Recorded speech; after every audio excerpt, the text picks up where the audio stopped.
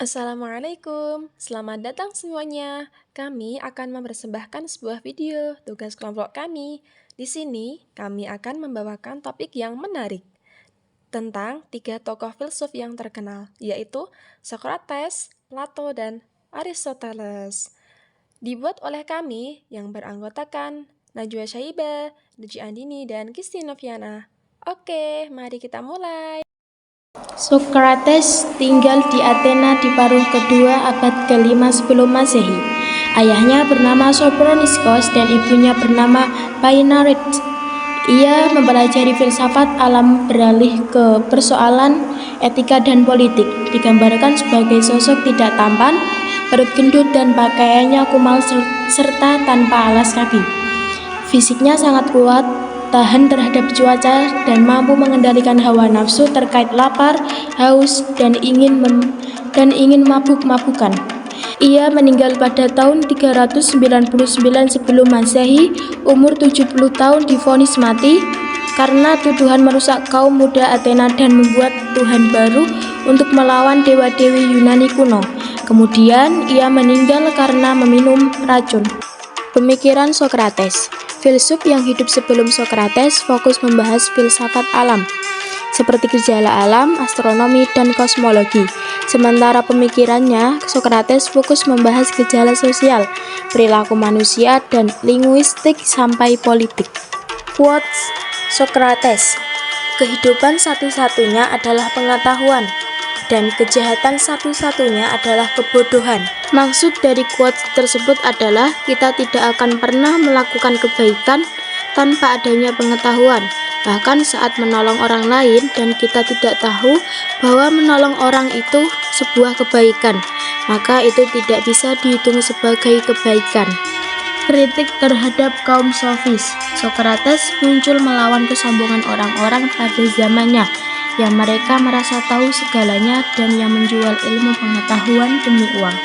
Socrates mengkritik yang berbicara serta mengajarkan sesuatu yang sesuai keinginan penguasa Athena untuk memunculkan opini-opini masyarakatnya.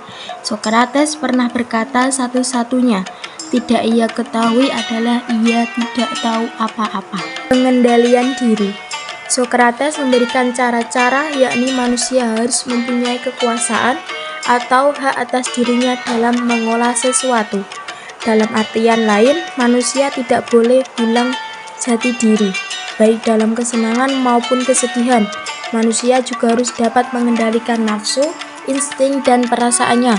Manusia harus mempunyai rasionalitas dalam mengendalikan diri dari hawa nafsu.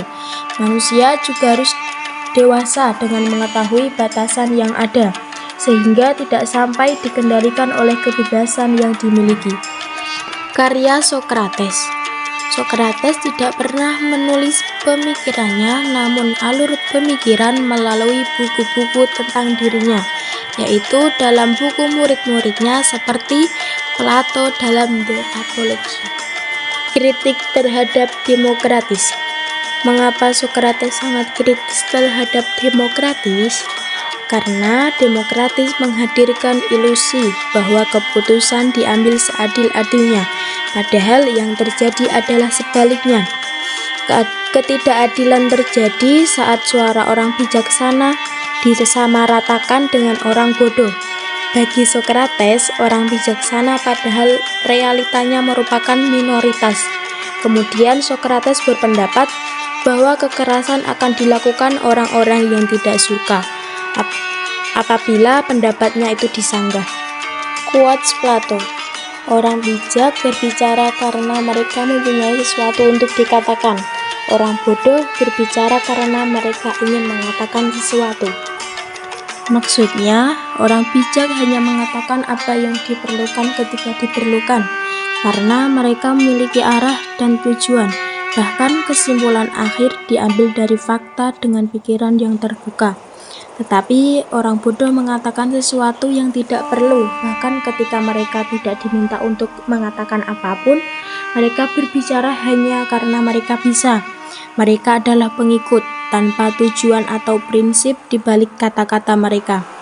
Mereka berbicara dari sudut pandang ketidaktahuan, atau bahkan mungkin kesombongan. Mereka umumnya berbicara dengan semangat yang membara, yang salah arah dan tercipta karena kesalahpahaman yang disengaja atau tidak disengaja. Biografi Plato. Lahir di Athena tahun 427 sebelum Masehi dan meninggal tahun 347 sebelum Masehi, usia 80 tahun. Ayahnya bernama Ariston of Athens dan ibunya bernama Perictone.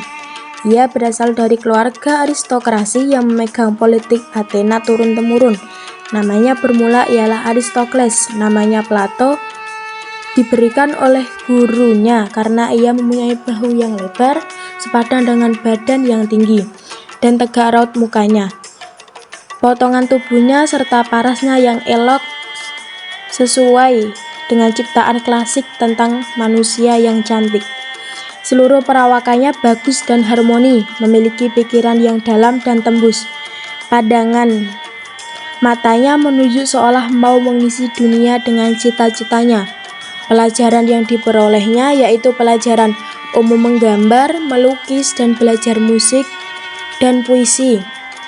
Mendapat pelajaran filosofi bermula dari didikan guru filosofis yaitu Kratailos. Di umur 20 tahun, ia mengikuti pelajaran Sokrates. Karangan Plato berbentuk dialog dan soal jawab. Sokrates digambarkan sebagai juru bahasa isi hati rakyat Athena yang tertindas. Kekuasaan demokrasi menjadi anarki dan sewenang-wenang, berganti oleh kekuasaan tiran dan oligarki. Plato sebagai filsuf. Sebagai seorang filosof, pandai menyatukan puisi dan ilmu, seni dan filosofi. Pandangan yang dalam dan abstrak dilukis dengan gaya bahasa yang indah. Dalam pandangan Plato, Sokrates adalah orang yang sejujur-jujurnya dan seadil-adilnya, tidak pernah berbuat salah. Hukuman yang ditimpakan dipandang sebagai perbuatan zalim, semata-mata dilakukan oleh orang maril tidak bertanggung jawab. Sokrates memperingatkan dengan ajarannya, lebih baik menderita kezaliman daripada berbuat zalim. Pergi mengembara. Plato pergi dari Athena sesudah Sokrates meninggal. Ia mengembara selama 12 tahun. Bermula pergi ke Megara, kemudian pergi ke Kairena, lalu pergi ke Italia Selatan, dan terus ke Sirakusa di Pulau Sisilia. Pada tahun 367, setelah ia berumur 20 tahun, Plato menetap dalam akademia.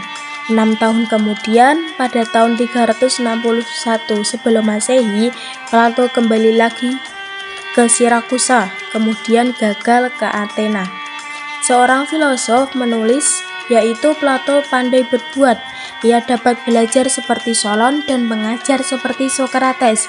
Ia pandai mendidik pemuda yang ingin belajar dan dapat memikat hati dan perhatian sahabat-sahabat pada dirinya. Murid-muridnya begitu sayang padanya seperti ia sayang pada mereka. Wafatnya Plato. Plato datang pada malam perjamuan. Ia turut gembira, kemudian ia mengundurkan diri pada sudut yang sepi dalam rumah tersebut. Ia tertidur dan tidak bangkit lagi, dan keesokan harinya seluruh Athena mengantarkan ke kubur. Plato tidak pernah menikah dan tidak punya anak. Keponakannya Speusippos menggantikan mengurus akademia. Filsafat Plato bermula pada ide yang dikemukakan sebagai teori logika, meluas jadi pandangan hidup menjadi dasar umum bagi ilmu dan politik, dan mencakup pandangan agama. Plato memisahkan suatu kenyataan yang kelihatan dalam alam yang lahir dan alam yang abstrak. Pengetahuan memberikan apa yang tetap ada, yaitu ide. Berlakunya ide tidak tergantung kepada pandangan dan pendapat orang banyak, timbul semata-mata karena kecerdasan berpikir. Ide pada hakikatnya sudah ada, tinggal mencari saja. Pokok tinjauan filosofi Plato ialah mencari pengetahuan tentang pengetahuan. Ia bertolak belakang dengan ajaran gurunya Sokrates yang mengatakan budi ialah tahu. Pertentangan antara pikiran dan pandangan menjadi ukuran bagi Plato. Pemandangan hanya alasan untuk menuju pengertian diperoleh atas usaha akal sendiri. Ia bukanlah suatu pikiran, melainkan suatu realita. Karya Plato. Plato merupakan seorang filsuf Yunani kuno yang menghasilkan berbagai karya penting dalam sejarah filsafat. Beberapa karya terkenal yang dihasilkan oleh Plato antara lain: yang pertama, Republik. Karya ini adalah salah satu karya terpenting Plato. Dalam Republik, Plato menggambarkan negara ideal yang dipimpin oleh filosof raja. Yang kedua, Simposium. Karya ini berisi serangkaian pidato yang diberikan dalam sebuah pesta. Plato menggunakan dialog-dialog ini untuk mendiskusikan cinta, keindahan, dan kebaikan. Salah satu bagian yang terkenal adalah pidato Socrates tentang cinta. Yang ketiga, Negara. Dalam karya ini, Plato menjelaskan tentang teori keadilan dan struktur ideal dalam masyarakat. Dia mempertimbangkan berbagai bentuk pemerintahan dan menawarkan pandangan tentang bagaimana negara harus diatur agar mencapai keadilan dan keseimbangan. Yang keempat, Phaidon. Karya ini membahas gagasan Plato tentang kehidupan setelah mati. Melalui dialog antara Socrates dan murid-muridnya, Plato menggambarkan pandangannya tentang jiwa, keabadian, dan proses filosofis menuju pemahaman yang lebih dalam. Yang terakhir, Meno. Dalam karya ini, Plato menjelajahi pertanyaan-pertanyaan tentang pengetahuan dan apakah pengetahuan itu tetap diajarkan. Dia berpendapat bahwa pengetahuan sejati adalah pengetahuan yang berasal dari jiwa yang telah ada sebelumnya. Biografi Aristoteles. Dilahirkan di Stagira pada tahun 384 sebelum Masehi dan meninggal pada tahun 322 sebelum Masehi, umur 62 tahun. Ayahnya seorang dokter yang terkenal. Pada usia yang ke-17, Aristoteles pindah ke Athena untuk belajar di Akademi Plato, mempelajari filsafat dan mengajar karir politik. Tinggal di akademi hampir 20 tahun. Aristoteles menghabiskan 13 tahun di seluruh utara dan timur Aegean, Assos, dan Lesbos. Banyak melakukan berbagai penelitian di bidang biologis. Kembali ke Makedonia untuk menjadi pengajar, kemudian kembali ke Athena untuk mendirikan sekolah di Lyceum. Kemudian pemikiran Aristoteles. Yang pertama, etika dan politik. Menurut Aristoteles, memahami etika sebagai bagian dari filsafat politik. Menurutnya, kita tidak bisa memahami dan mengevaluasi suatu struktur politik yang berbeda sebelum kita dapat memahami terlebih karakter individu, dan juga sebaliknya kita juga tidak dapat sepenuhnya dapat menggambarkan bagaimana kehidupan terbaik bagi tiap-tiap individu. Yang kedua, psikologi dan zoologi. Aristoteles mencurahkan sebagian besar tulisannya pada hewan, dilengkapi dengan studi Theophrastus tentang tumbuhan, tetapi programnya tentang denarrativizing fisika dan teleologi fisik dan definisi fisik memerlukan perbedaan besar dari catatan hewan sebelumnya. Aristoteles juga mengintegrasi catatan jiwa ke dalam studinya tentang hewan, meskipun tidak sepenuhnya seperti yang kita harapkan. Yang ketiga, metafisika. Dalam metafisika, Aristoteles mencoba memberikan disiplin baru untuk membawa kita pada kebajikan ini, karena menurutnya disiplin yang ada dengan klaim untuk menghasilkan kebijaksanaan teoritis, fisika, matematika, dan dialektika tidak cukup. Selanjutnya, karya Aristoteles. Aristoteles mungkin menyusun sebagian besar dari sekitar 200 karyanya, yang hanya 31 yang bertahan. Dalam gaya, karya-karyanya yang terkenal padat dan hampir campur aduk menunjukkan bahwa itu adalah catatan kuliah untuk penggunaan internal di sekolahnya. Karya-karya Aristoteles yang masih hidup dikelompokkan di dalam 4 kategori.